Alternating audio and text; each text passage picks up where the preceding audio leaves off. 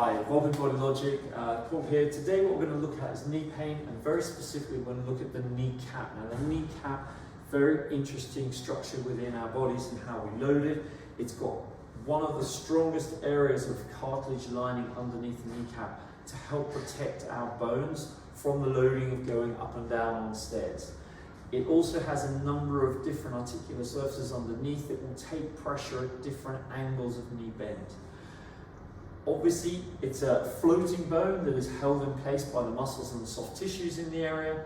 And if there is an imbalance in how they're functioning, either because the soft tissues are tight, the muscles are tight, or there's weakness in the muscles, you change where those loading points are. That can wear the cartilage, and that can lead to the pain because you're putting pressure directly onto the bone, which has a lot more nerve endings. So, what we need to think about when we're looking at the knee is what's causing your pain. So generally we see a lot of people will get the pain as they're going upstairs and they're putting load through the kneecap, or as they're lengthening and going down and again putting load. Getting up and out of a chair, particularly if you've been sitting for a long period of time, is another time that people will notice pain in this area. And the pain will be very specifically underneath the kneecap. It won't be around the knee. You might notice some swelling again around the kneecap and just above.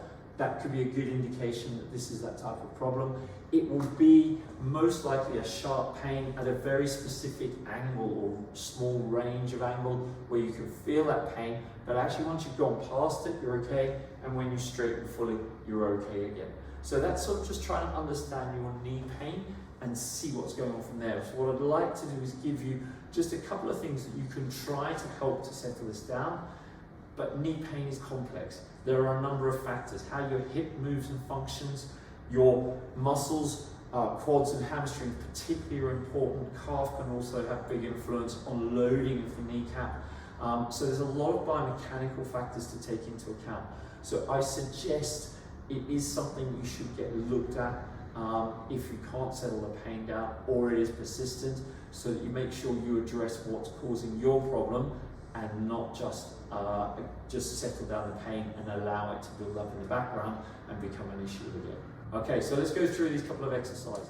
Okay, so first one, simplest exercise for knee problems is to start to put load through the kneecap again, help it strengthen up, and pressure around the synovial fluid to help keep the joint nice and healthy, because we start to lose the range and that creates part of the problem. So you can do this sitting, do it lying. You're just going to hold down and just gently over press through. It shouldn't be painful, just get the pressure, hold it for a couple of seconds, then you're going to straighten out, straighten the knee fully, bring the foot right back, engage the quads, hold for a couple of seconds, come through, and then bend, again, hold for a couple of seconds. So it's such a simple exercise, and I would suggest you do that morning and evening and complete about 10, and that'll start to get the joint oiled and moving again for you, and hopefully start to settle down some of your symptoms. Number 2, if you can do this and it's comfortable, this is a really good way to start loading the surface, and as I say, that will help the cartilage underneath start to get some strength and build some strength again with load. If we're not loading a tissue, it tends to get soft and that creates problems. So it's a simple thing. I would use a doorway for this normally, but just for the purpose here, I'm just using the edge.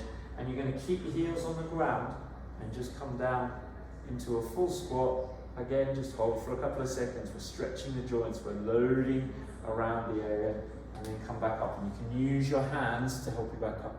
And if you can do that and it's not painful, it's not a problem, then 5, 6 of those morning and evening will just help start to build some loading through the tissues, which will help the recovery and get you back on the right track.